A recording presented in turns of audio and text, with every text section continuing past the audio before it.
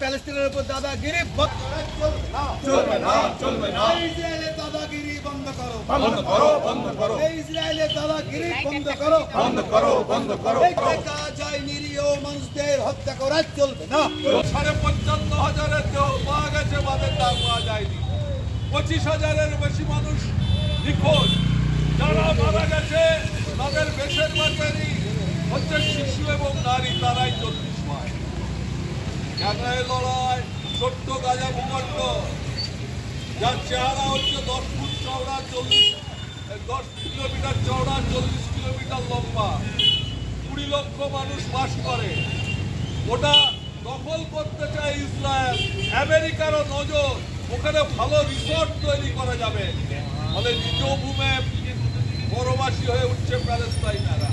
যে দেশটার 1947-48 আগে অস্তিত্ব ছিল না, এক প্রকার জোর করে 55 প্যালেস্টাইন ভূখণ্ড দিয়ে যে দেশটার জন্ম হয়েছিল, আজ তারা 80 দখল করে রেখেছে।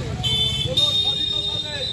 আর গাজা ভূখণ্ডে গত 1.5-2 বছর ধরে বিদ্যুৎ নেই, ইন্টারনেট নেই, কোনো পরিষেবা নেই।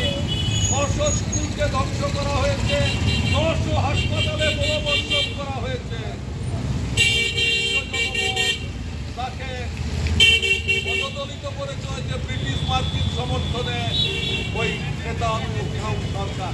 সেখানেও হাজার হাজার মানুষ বিক্ষোভ, তারাও যুদ্ধ চায় না। সংগতভাবে রাষ্ট্রপুঞ্জ প্রস্তাব দিয়েছিল, আমরা দেখেছিলাম 17 জানুয়ারি সংঘর্ষ বিরোধী চুক্তি কার্যকরী হয়েছিল। আবার 18 মার্চ থেকে একতরফাভাবে আক্রমণ চালানো হয়। প্রতিদিনই খবরের কাগজের পাতায় খবর, আজ 50 জন নিহত, আজ 100 জন নিহত, আজকে 57 জন নিহত। একটা মৃত্যুর